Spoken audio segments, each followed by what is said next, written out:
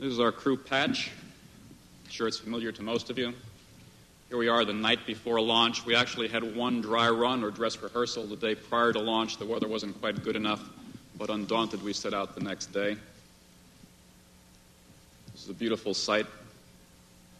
Here we are in the suit-up room on the morning of launch. Here I am adjusting my microphones.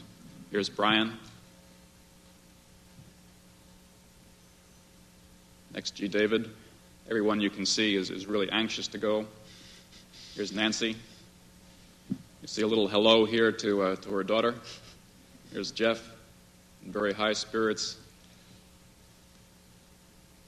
as is Janice, very eager to get on with it. Once our suits were all checked out and confirmed that they were all operational, we headed out to the pad. This is always a fun time. You go out, you know you're always going to be greeted by a lot of folks at the end of the ramp there, people that you're friends with. A few hours later, when it's time to go to work, of course the main engines start, and the boosters light, and the STS-57 is on its way.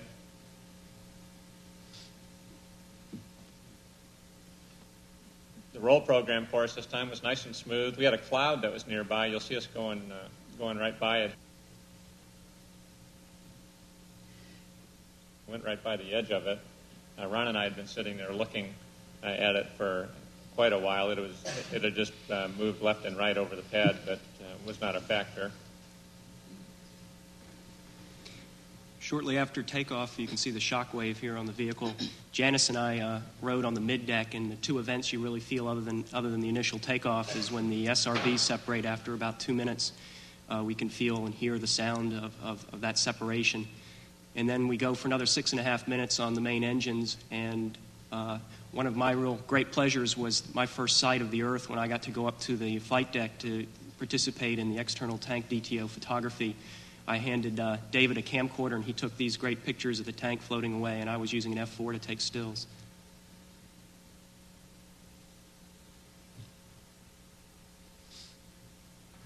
Shortly after we arrive on orbit, we begin configuring the orbiter for orbit operations. This is me opening up the payload bay doors, and Brian is taking film footage of the door opening, which we then later downlinked. And for me personally, as those doors opened and I got my first glimpse of the Earth from 250 miles, it was just absolutely spectacular.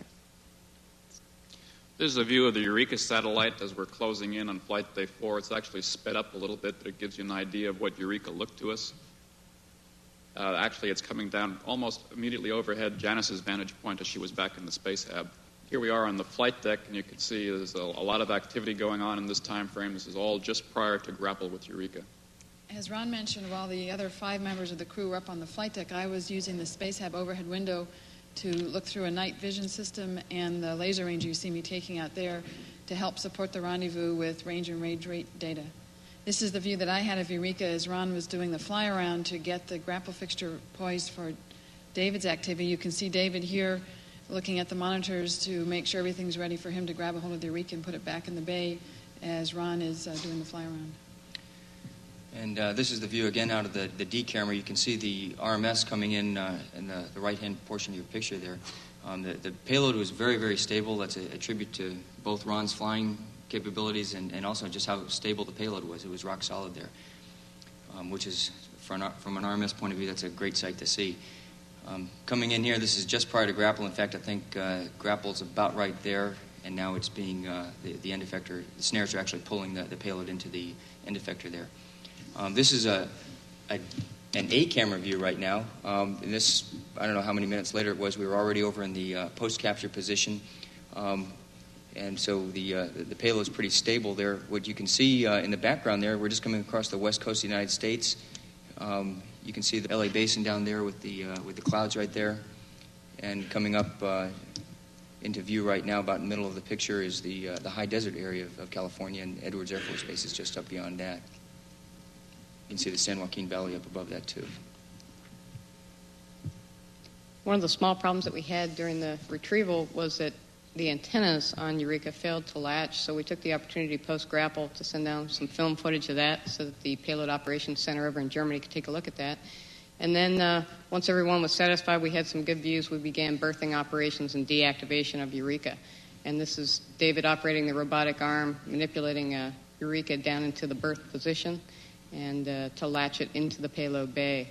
And we then began preparations for the next day's EVA, which was to begin with an EVA to latch those antennas. The berthing sequence itself went very, very smoothly. The next morning, as Nancy mentioned, we had the planned EVA. That was Flight Day 5. And we started out making sure that the suits were all ready. Once we got the crews into the suits, we actually brought them into the mid-deck area from out of the airlock, where they could practice some translation techniques and also determine the way in which they wanted to carry their tools out for the work that they knew they had ahead of them. Here we see David and Jeff at quarters of this in the airlock. When the 4-hour pre-breathe was up, David opened the hatch on the tunnel adapter and the thermal cover, and here you can see him making his initial egress from the tunnel adapter. And then there's a shot from the inside the airlock where you can see us positioning ourselves to go out. This is myself positioning to go out. Dave's now outside of the hatch. And here I am following him out. He's in the lower left-hand corner of the picture now.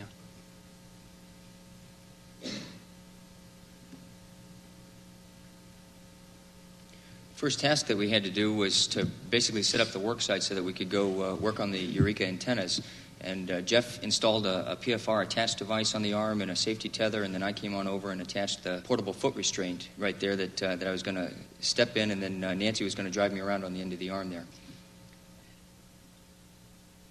All of that is now attached to the end of the arm, to the end effector there, and I'm just about ready to ingress the portable foot restraint. You can see the arm, you're going to see that move a little bit. It's putting some inputs into the arm. You can see it probably moved up to a foot or so, and I think Nancy got some brake slip messages when both Jeff and I ingressed the portable foot restraint.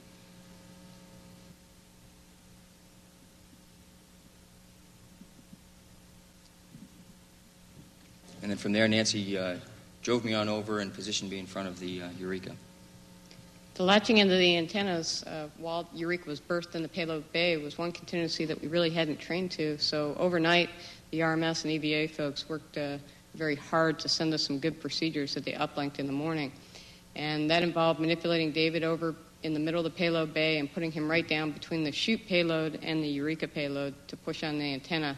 We first went to the first antenna, which is the forward one. Here I am manipulating him back to the aft antenna, and he's going to push on that antenna while the Payload Operations Center commanded the latch.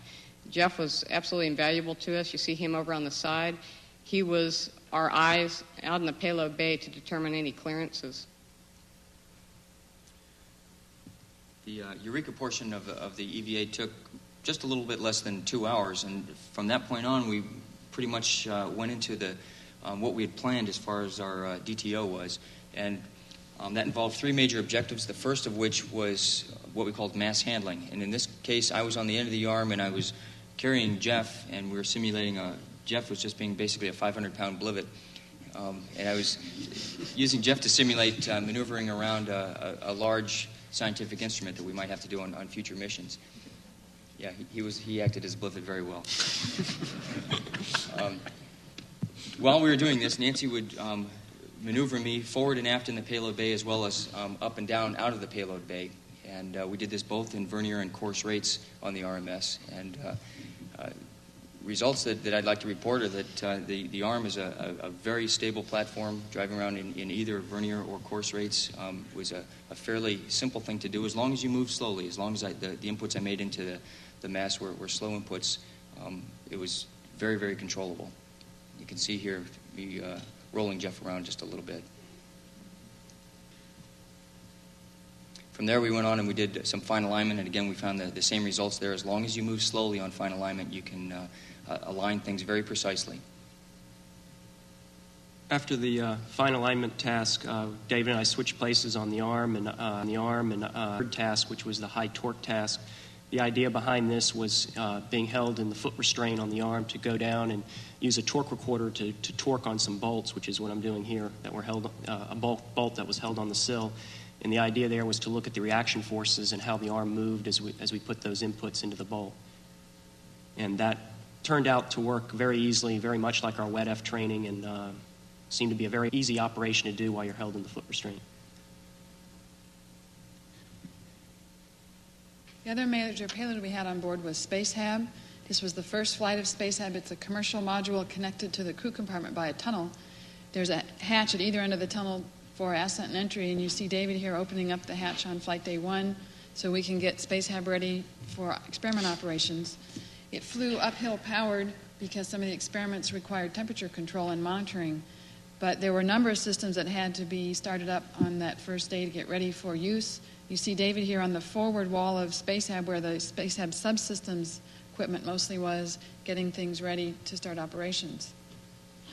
This is the tunnel, going down the tunnel that was connecting the two parts of the SpaceHab and the orbiter. This is early on in the flight. It gives you a nice view of the aft wall of SpaceHab before we've put out all our experiment procedures and gotten a little more cluttered than as you'll see in later views. This is Brian checking out some orbiter equipment that we had stowed back there that actually is the laser ranger that we used on the Eureka Retrieve Day. And you can see how the aft wall is covered with lockers very similar to the mid-deck lockers. SpaceHab was envisioned as kind of an extension of the mid-deck to give you access for lots of experiments doing early design work. This is the port wall. We found that to be a very convenient place to store our procedures and the computer disks. You can see me taking some computer disks out there, as well as Nancy working on an experiment on the forward wall. With two people back there in the corner, you can see there's plenty of space in zero-G to get around, and SpaceHab was a very nice area to work. It was nice and bright and had a lot of easy access for getting into the experiments. The starboard wall, SpaceHab has the capability of putting racks in. You see Jeff here working at the rack, which had a workbench on it and some foot restraints. It was very handy for performing experiments, and you saw me working on a computer.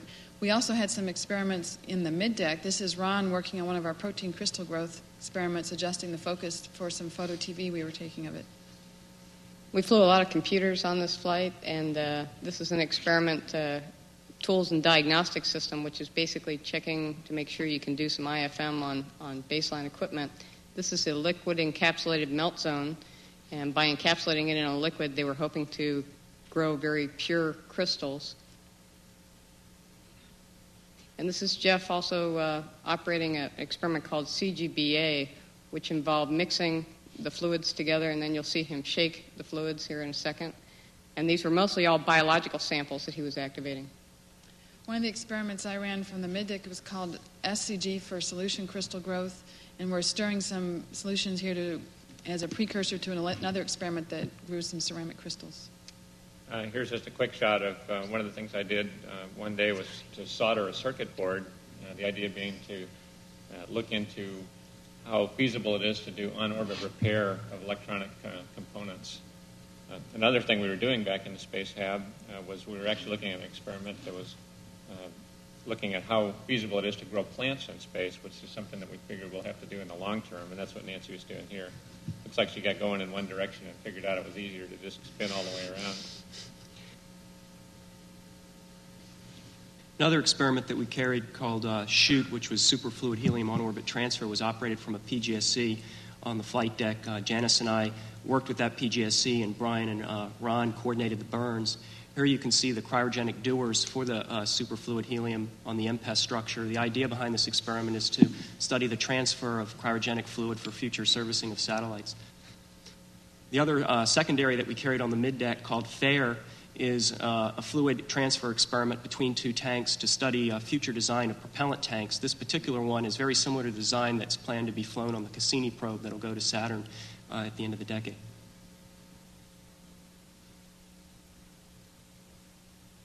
We had a lot of training pre-flight and Earth observations because, of course, looking out the window gives you a very interesting view of the Earth. You can see me taking some pictures there with our 70-millimeter camera, which gives you very high detail for looking at the Earth. This is a view of the Sinai Peninsula. You can see the Gulf of Aqaba there leading down into the Red Sea. This is further down onto the Horn of Africa, the Somalia area at the southeast corner of the Red Sea. And this is not Africa. This is the west coast of Australia there. You can see Exmouth Bay, which is the big bay that you see along to the right there, and Sharks Bay is just underneath the tail of the orbiter there. And one of the other experiments that we did was called DSO 618, riding a cycloergometer. It was one of the other experiments that we were trying to use to increase your orthostatic tolerance when you come back and land on Earth. We were extremely busy on this flight, and as you can see, Jeff didn't take time to eat, so Janice felt compelled to feed him. And just like every crew, we felt obligated to play with our food. However, in this case, we decided to take this opportunity to bombard Jeff behind the camera there with M&Ms. One of the other things that we flew was a bear for the Drug Abuse Resistance Program, a DARE bear. And his little T-shirt says, "Dare to keep kids off drugs." And he got pretty good at translating across the middeck. As you're getting ready to come home for entry, you check out some of the systems on board that you haven't been using in a while, or in the entry configuration, making sure everything's ready. This is checking the RCS system. You can see Brian and Ron moving around. Of course, actually, it's the orbiter moving around as the jets fire, and you can see how they are enough of an input that there's a significant movement on the part of the orbiter. With the wave-off days we had, we got a little more chance to look out the windows. You see the Terminator here. As everybody had told us, first-time flyers, sunrises and sunsets are gorgeous. As you heard, we had a lot of practice at deorbit prep, and this is one of the scenes on the flight deck as we prepare to come in the LESs. David did a lot of this camcorder footage, and Brian did from the flight deck, so you can kind of see the aft part of the flight deck there, and everybody's seated and ready to come in. Once we were decided to get serious about this entry stuff, well, we finally did the deorbit burn, and we were in the dark for some of the high Mach times, and up in Mach 24 range. And here you see the plasma, which surrounds the vehicle during the entry up there. We flew into the daylight around Mach 23, so we didn't get to see that all the way down. We got to Florida short of 9 in the morning, so we probably didn't wake everybody up, but we think we announced our arrival with the sonic booms. Here we are with a view of the orbiter on the final approach. We landed at KSC runway 33. It was a great treat for us to be able to come back to KSC. You always like to bring the orbiter back to the place that you launched from. Here's a view taken from the STA, the shuttle training aircraft, as we approach the runway. The wheels are now down, just crossing the underrun, crossing the threshold to the runway. And now we transition to a view looking down the runway. There's touchdown. If you look for them, a brief flash here at the tail, There it is. That's the drag chute beginning its deployment sequence. You can see the drag chute coming out on the side view. There's the shuttle training aircraft flying with us and the vertical assembly building going by in the background. There's nose gear touchdown. And now a picture looking head-on at the orbiter from the other end of the runway. There's drag chute jettison. You can see it comes almost straight down. We didn't have much of a crosswind that day at all. It was almost an ideal condition for a landing.